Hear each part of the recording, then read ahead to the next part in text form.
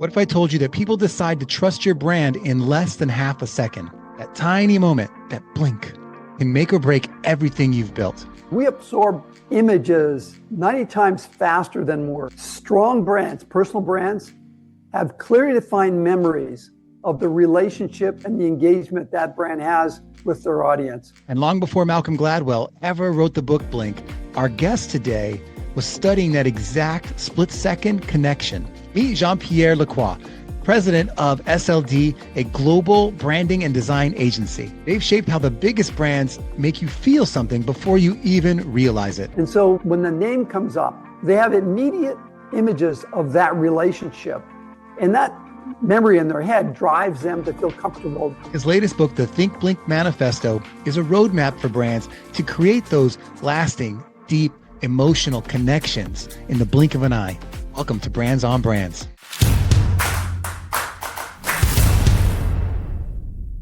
We get to dive into some very specific marketing topics today: brand design, storytelling, emotional branding. Let's set the stage.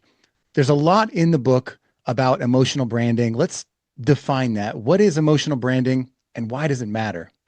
Well, emotional branding is how we engage with people that we know, brands, relationships.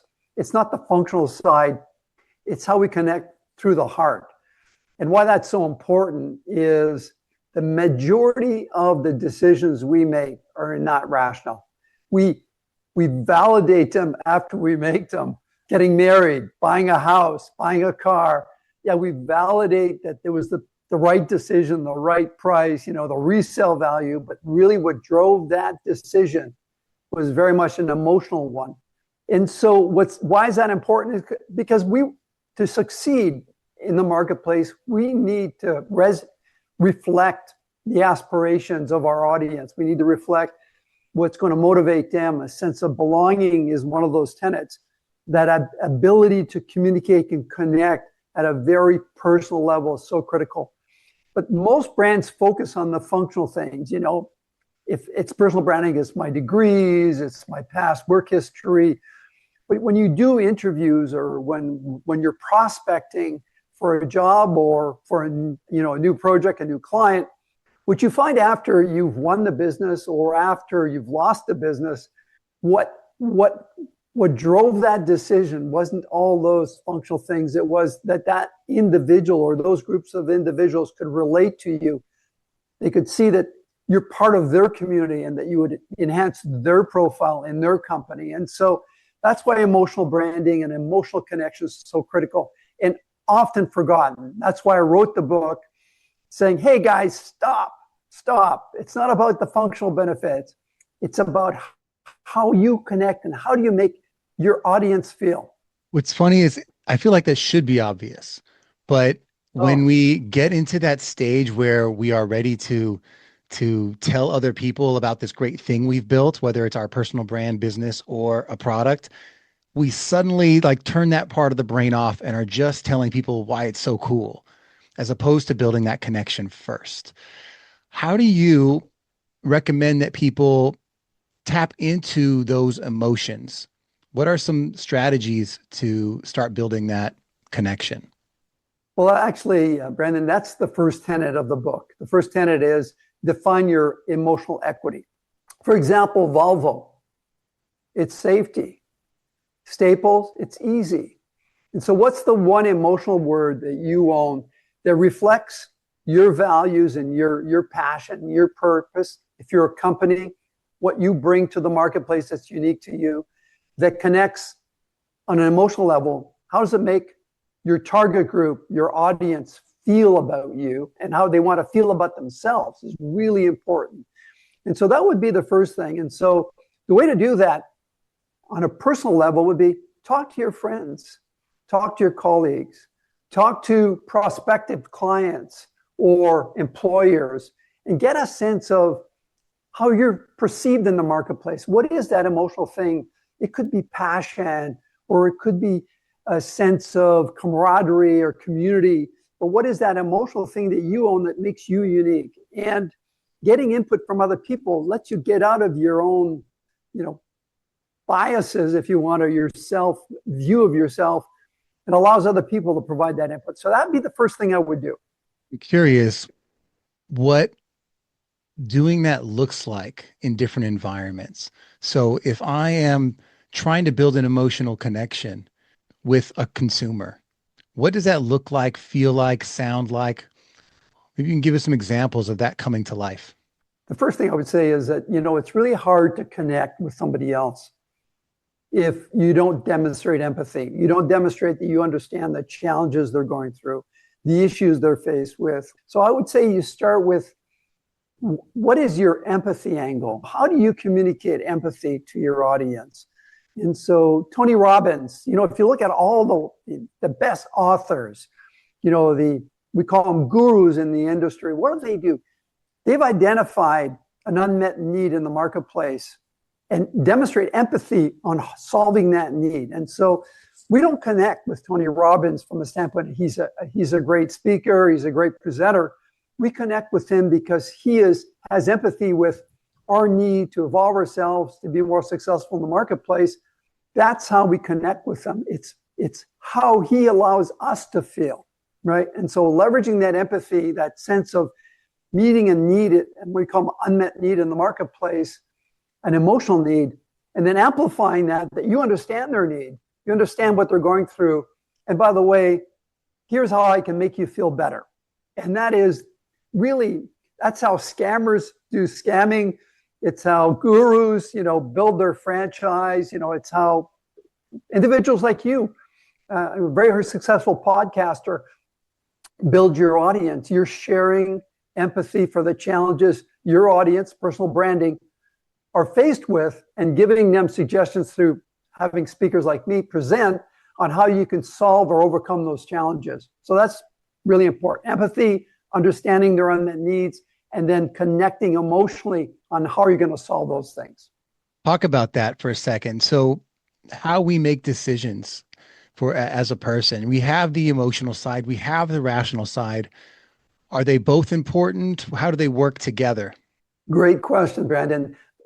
So it's really hard for us to, let's just say we're having a conversation like we are now, and I'm being a bit of a jerk, and I'm making fun of you, and I'm making it hard. Whenever you ask a question, I defer to a different statement or a different thing, and you're having trouble controlling me. I call those friction points in the relationship.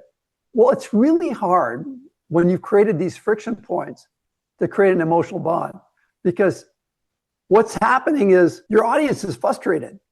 They're going, I'm having trouble just on a functional level connecting with you. Why would I connect with you on an emotional level? So eliminating the friction points in the relationship is really important. If you're an individual brand, what are the friction points that you're creating that you don't realize in how your audience engages with you? Are you making it hard on the website to find the information they're looking for? If you have an app, is that app functioning really well? By eliminating those friction points, you allow then eliminate the anxiety and the barriers to then connect with them on an emotional level. So that would be the critical factor that often is overlooked. We want to connect, share empathy, but boy, connecting with you and downloading the information or finding the information is a real challenge. I was for most guests I have come on, I look at their materials, go through the book, and I try to find something that to me just stands out, that resonates, because I have a firm belief that for a personal brand to thrive, there has to be a reason that we're connecting, some common ground. And I'm like, I have to create that. I have to like you first. It's like how I like to say it. So I try to, because in my mind, that's an emotional connection. There's a reason for us to be talking. And then that comes through in the passion. So like when I was reading through Think Blink, the thing that stood out to me was something that was like small, maybe in general, but to me, I was like, this changes my thinking. And it was a moment in the book that talks about how there's an opportunity to create experiences with your clients or in your relationships that create emotional connection. So I was thinking to myself, okay, what do I usually do? I have someone on a call, and if I'm explaining a program to them, I'll usually explain the functional benefits, right? But what if instead of that, I first invite them to some type of experience, a coaching experience for free, some type of way that they can benefit and experience what it's like to work with me before that. I used to do that and I've gotten away from that, but I'm like, I should bring that back. So the book has given me kind of a reminder that when you can give someone kind of a feeling for your values and Yeah. for what it's like to experience that product, that person, you're starting to tap into that emotional connection. Yeah, well, what you're doing is you're eliminating the risk of making the wrong decision. A lot of what motivates us is not so much about the gain, it's about the loss. It's the risk of making a mistake. I invested too much time in this, or I spent all this money and I didn't get what I was looking for. And so doing these, I'll call friction-free engagements, allow your audience or your target person, your prospect, to get a sense of who you are, the benefits that you offer. And then it becomes a lot easier because now that you're engaged in the relationship, we call them moments of charisma. Connecting one-on-one is a moment of charisma because they get to see the real you. They get to see you in action, and they can then derive the value you provide. And so that talks to two tenets. The first tenet, obviously, is creating that empathy, that emotional connection. But tenet number two is this sense of belonging. What you're doing now is you're allowing them to form part of your community and vice versa. And that, again, creates that bond that needs to happen in building relationships. And so those are great strategies we call them also Trojan horses, the opportunity of building a bridge between the opportunity and the prospect in a way that's friction-free. Like, for example, for us, if you go to our website tomorrow, right on our website, there is an AI assessment tool that we've spent the last 2 months programming. I have a degree from MIT on AI that will actually provide an assessment of your company versus your competitor. And it'll give you, based on the 7 tenets, how you fare. And that's not just companies, it could be individuals. And so please give it a try. Yeah. And so, by the way, as we've mentioned this a couple of times, the book is called Think Blink. But if you're looking for this, you can go to sld.com. Very simple for you, just 3 letters, sld.com. That's the agency website. And on the cover, right there on the first page, you'll see the Think Blink Manifesto, ensuring brands create deep, lasting emotional connections in the blink of an eye. This just came out in May of 2025. That's the easiest place to get it and dive into some of these concepts we're talking about today, and also to use this tool that we're talking about. So easy way to go get that for you guys. And the first chapter is free. So there you go. There's your trial vehicle right there. Exactly. Yeah. I like how that tied together. Yeah. So for me, I think a lot of the things that stand out for this kind of thinking is that there are ways that we can tap into this natural emotion of people. What's funny is for personal brands, it's actually, we're designed this way. And for products, it's harder because they don't have personalities and interactions. We've got to build those for them.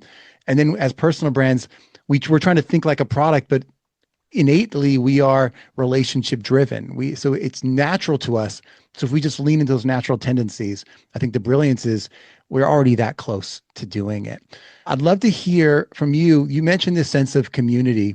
How do you create that sense of community for a brand's audience? What are some of the ways to help develop that? Yeah. So a community isn't a spectator sport. A community is a two-way engagement. It's creating a forum that allows your audience to engage with you. And platforms like LinkedIn are community platforms where you can, like I blog every day. If you go to my LinkedIn profile, you'll see I blog every day on Think Blink. And I share insights for different industries. And people comment on it. And then we start a dialogue on, some people may argue my point of view, and that's healthy. And we can have a dialogue, and I'll learn from those individuals and they'll learn from me, and we all come out of it better. And so a sense of belonging is the ability of the audience to bond with you. If you think of Harley Davidson or Apple, it's the cult following. That's the ultimate, that's the pinnacle of belonging. When you have a cult following, and I was speaking at a conference in LA last week, and one of the companies was talking about their sense of belonging. And their sense of belonging is their employees are willing to have a tattoo on their body with the company logo. And so you would ask yourself, is your audience willing to put a tattoo, brands on brand? Would they be willing to put a tattoo on their body? Are they that passionate and so strongly aligned to your community that they're willing to put a tattoo? So that's just food for thought. Yeah, no, absolutely. And those brands that you mentioned, a lot of them are very visual. They have things that they have this, you immediately think of something when you think of these brands. And obviously the book is called Think Blink. You talk about in the book this idea of the blink factor, which you coined. What is that? What is the blink factor for our audience here? And how does it shape the way we choose brands today? Yeah. So Think Blink is how we take the concept of the blink factor, and I'll talk about that, and you bring it to life. There's 7 tenets that you leverage, that you as a personal brand can leverage. And it's the same principles applied to large corporations and large brands, but it's all based on the blink factor. The blink factor we coined in 1993 and trademarked it in 1996. That's 10 years before the book Blink came out by Malcolm Colwith. So we were the first to discover the importance of emotional connection. Before that, people didn't even know what that meant. And actually, for probably the first 15 years when we talked about it, we go, I don't understand this. This is all like gibberish conversations. But it's boiled on this, is that we connect visually through our emotions. Like a picture says 1,000 words. We absorb images 90 times faster than words. So you can talk all you want, but if I show a picture on a screen, you'll remember that picture more than all the words I've shared. Your brain is geared to connecting visuals to your heart and your memories. And so strong brands, personal brands, have clearly defined memories of the relationship and the engagement that brand has with their audience. And so when the name comes up, they have immediate images of that relationship. And that memory in their head drives them to feel comfortable, reduces the risk and the barriers of making a decision with that individual or that company. And so the blink factor is all about creating those visual memories, those experiences that engage, but it's also about really being focused, right? Because right now we get, I think the number was like 40,000 messages a week that we get, advertising messages that we absorb a week. And so you're trying to cut through the clutter and you're saying too much, you're communicating too much, your visuals are too complicated. It's about singularity, it's about focus. And by owning that one memory, you stand out. Well, I love the idea of visual memories. I've thought about this a lot for personal brands, like logos for personal brands. Are we the visual metaphor? Is our logo the metaphor? Is how I dress when I go to a conference? Maybe it's all part of the package. And what can I do to stand out? I've seen people wear like funny bow ties that are a certain color or color of glasses. I've been called out for sometimes wearing the hat or not wearing the hat that says my logo on it. What do you think about these visual metaphors? What are the things that matter when you're trying to build what your visual metaphor is? It really depends on the individual. So it could be like Stephen Jobs, black t-shirt, black jeans, right? That was synonymous with him. That was his personal brand. I had a client with a bow tie, a major retailer. He always wore a bow tie with a blue suit, a bright blue suit. And that was his trademark. It really depends on the individual. If the personal brand is about you specifically and not your purpose, then something that's identifiable to you is really important, that carves that visual memory. Oh, I saw, even if I don't even see the face, I know that's the individual. But if your focus is on the purpose, then a visual that captures that purpose is very powerful because it links to what you're trying to achieve in the marketplace. So it's really, the goal is that you own a visual that is memorable, that links to how you make them feel and how they can recognize you in a sea of messaging. And that's really the critical factor. Yeah. And you mentioned, it made me start thinking, because you mentioned people remember color more than, not, or they remember shapes more than not. And I was like, well, what can I be doing to, should I be wearing blue instead of black? Do I need to add, I have like a triangle logo and I don't have it on my, should I be adding the triangle? There's all these things I'm like now thinking about. And I think I got to play with these things to figure out how do I then take some of these images and for different environments, apply them, to YouTube content, to a post on LinkedIn, to like, how do I start to apply these things across channels? That's exactly right, Brandon. The reality is that you've got multiple channels you're communicating to, and very often we'll have a blue background for your social media, and you'll have a cyan background on your podcast, and you'll have something else on your brochure, and that just fragments your brand. And we know that brands, personal brands, are large corporations who are what we call brand coherent. They're consistent. Like if you look at Apple, they're consistent at every touch point that a consumer comes in contact with a brand. It's consistent, right? That these brands are very powerful. So if you're creating your own personal brand, color is really important because it's a trigger to your emotion. It's not just a visual icon. Color, blue is trust, red is passion, orange is hope, green is nature. And so what's your purpose and what color best reflects your purpose, and then become very diligent in applying those visual cues and visual metaphors consistently across your LinkedIn profile, your Facebook, TikTok, Instagram, website, your uniform, your hat, your clothes. All those things should be consistent, because every time they come in contact with you, they get the same message. And then you're imprinting the memory, right? Which is the critical element, that it's consistent. I like that. I'm really enjoying talking about these individual criteria. So I don't mind if you don't mind us going down this road a little bit longer. You mentioned storytelling in the book, and storytelling is not new.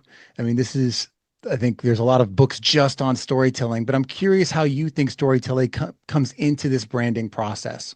Oh, it's interesting. Storytelling started, I think, when cavemen were communicating. There's the book Homo sapien talks about what distinguishes between Homo sapien and the Neanderthal, which was twice as big.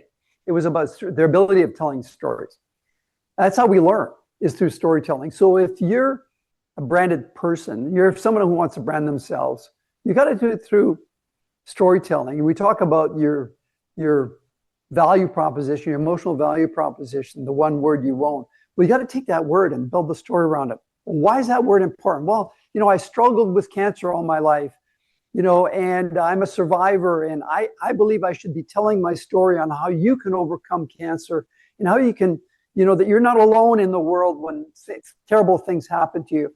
Having it anchored into a story makes it human and makes it approachable and makes it credible, right? Because no one can take that story away from you. I mean, that's your story.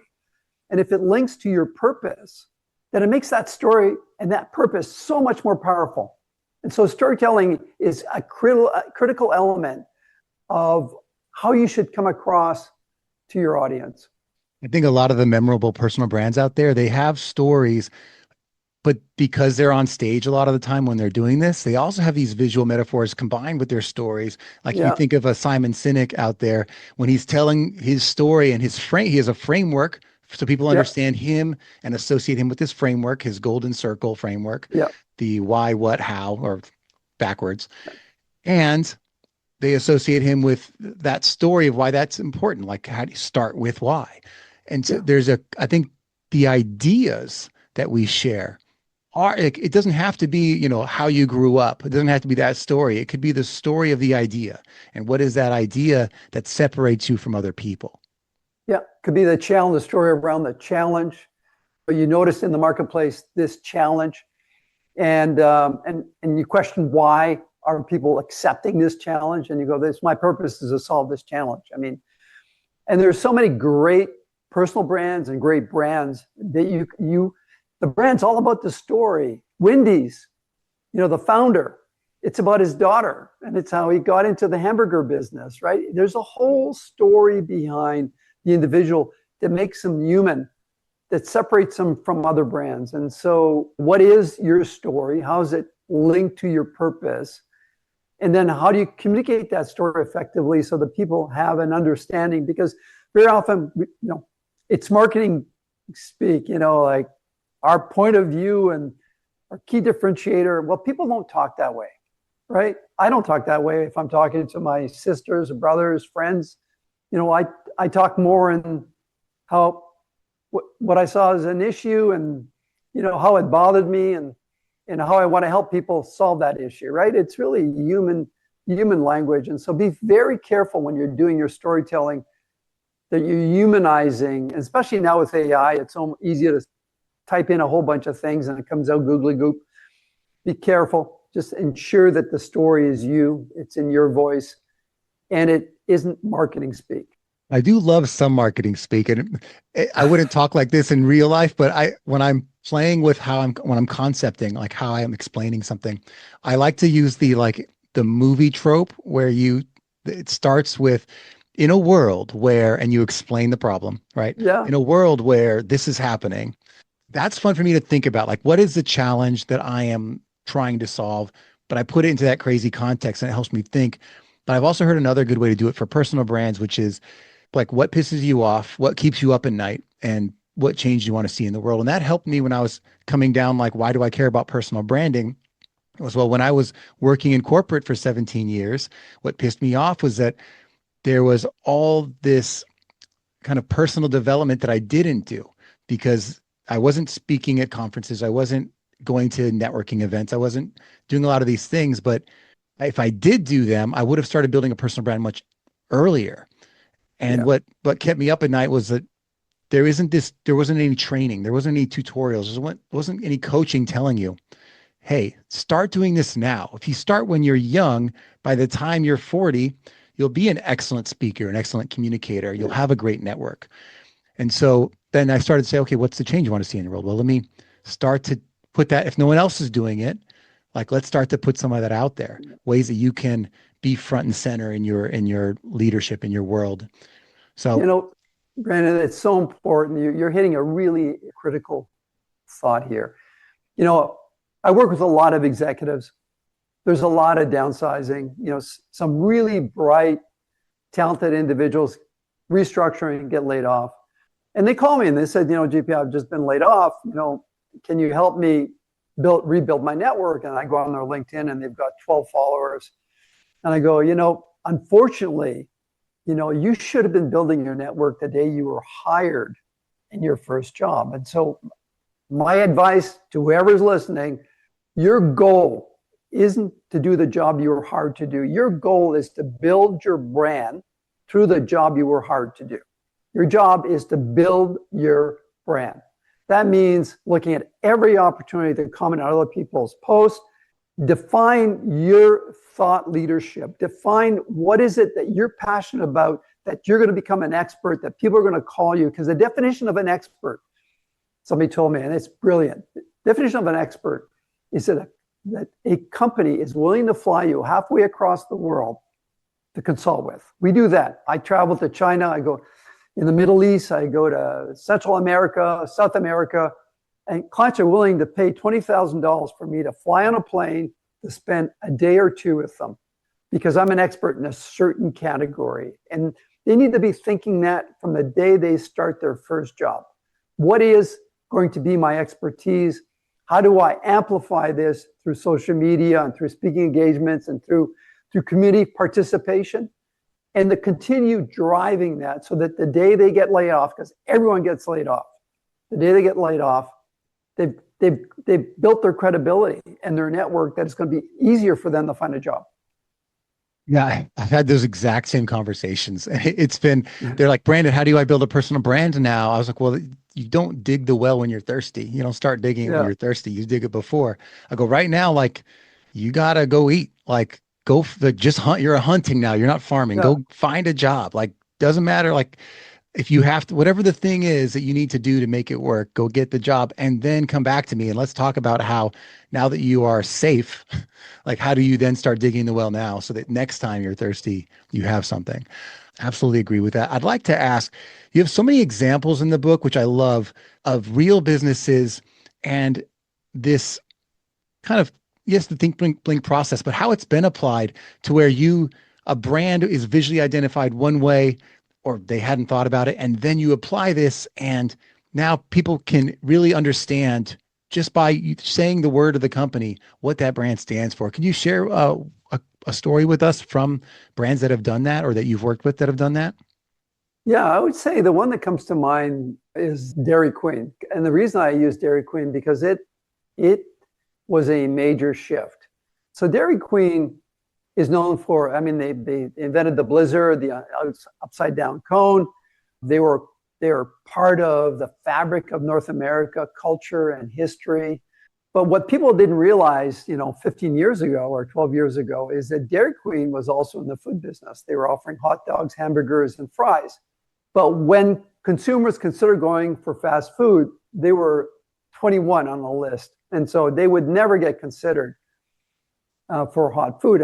And so we got hired to do the transformation. And the first thing we said to them, well, you got a challenge here. I mean, how are you going to communicate hot food when you've got a 30-foot cone on the front of your building, right? And all the colors are blue, right? Which doesn't contain hot food. It contains cold food. And so we changed the visual metaphor. We introduced stone, red, use of black, deep red, accent warm colors like beiges. And then we separated inside the restaurant the grill from the chill, totally separate areas. And the thing took off like lightning because we gave strong visual cues that they were no longer just in the treat side, they were in the food side. And it tripled. Actually did more than that. Their average sale was in the $650,000. And those prototypes we did range from 1.8 to 2.2 million. So, we changed the paradigm. We told consumers they're in the hot food. So there's a great example of a brand that played in the nostalgia, leveraged the blink factor from a standpoint of changing the visual metaphors, changed the storytelling on how they were anchored in food for a long time, but just didn't get creds for it. All of these key tenet factors played an important role in driving their business growth. It's almost a cautionary tale, and I was hoping you'd tell that one because it stood out to me for sure. The idea that they actually did a good job. That when you say Dairy Queen, I think sweet treats. I think the ice cream. Like they had done such a good job. But if your business model relies on something else, you've done such a good job the wrong direction. Yep. And so it's almost a cautionary tale of like, what are you telling people about yourself? What are you making them think? And does that align with how your business works?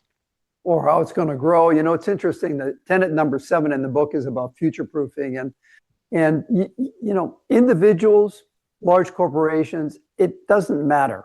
It doesn't matter. And only large companies do this is a bias. It's not reality. Is that you need to future proof your purpose. You need to look at, what is your stand? What's the problem you're solving?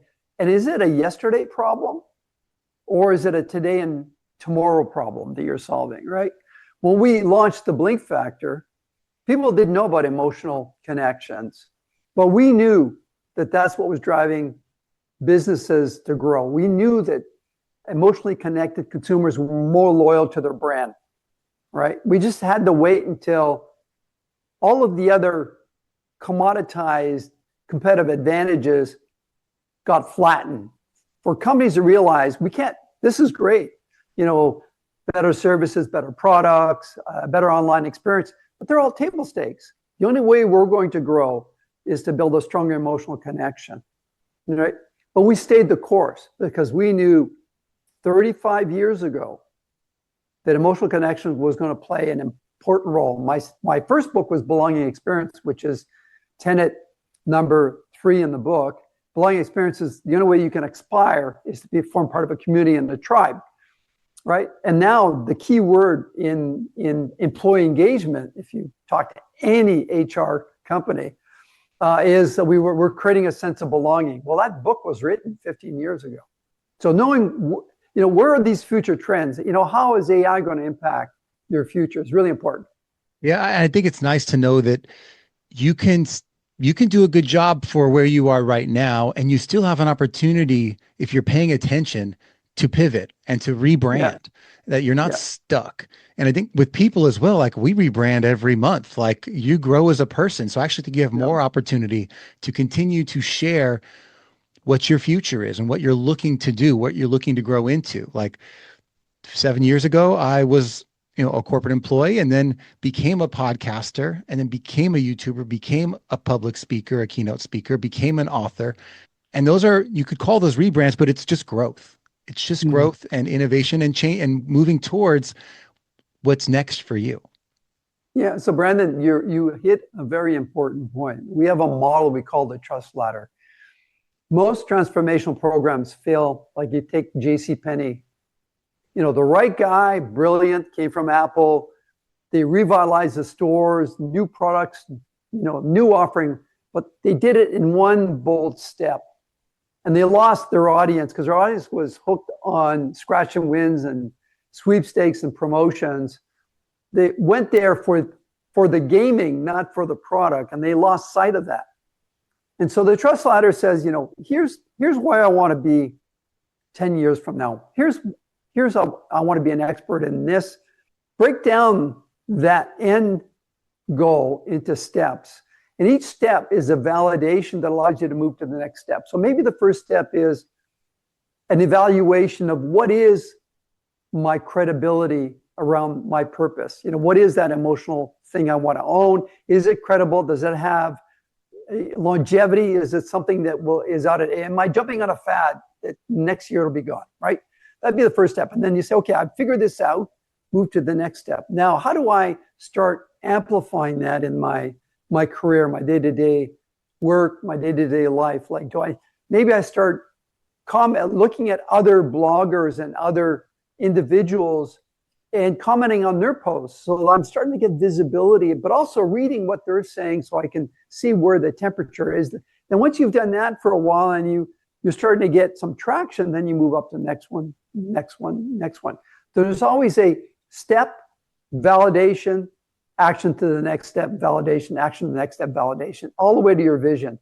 And I think individuals get discouraged because they look at the end goal and say, I could never be that guru that I listen to all the time, or that podcaster, because it sounds insurmountable. But if you break it into steps and you clearly define each step what you're trying to achieve towards your vision, you're going to achieve it. Yeah, absolutely. It's funny because there's so many, you talk about jumping on trends. A lot of the speakers that I've known for other topics are like, well, now they're AI gurus, right? They're if you were embedded in that, great, you have a reason to be there, but we can't all be AI gurus. Like you can talk about how AI affects the thing that is your space, but you don't have to chase the thing that's hot. You can find a way to No, leverage it, but you don't have to like become it. no. Looking at future-proofing your brand is about keeping on top of trends and looking at sources. There's a website called Trend Hunters that's great that you should look at. You should come to our website and look at the trends that we're identifying. And there may be an inspiration or a nugget. You may be thinking of your purpose in this way. And these trends may shed light that maybe that purpose is going to be short-lived, or maybe you need to re-articulate your purpose, your emotional value proposition slightly different. So you stay relevant. So for me, what drives me, just, like there's one word that drives me from the day I started my career to today. There's only one word: relevancy. My biggest fear is that I become irrelevant. That is my biggest fear. That's my biggest fear, that what I have to say and the value I bring is no longer relevant. And what drives relevancy is being on top of trends, understanding where the market's going, and then, as you said, pivoting your offering or your strategy. I mean, we invented digital signage 30 years ago, right? We were there. We invented neuroscience and the virtual reality testing before people even knew what that was.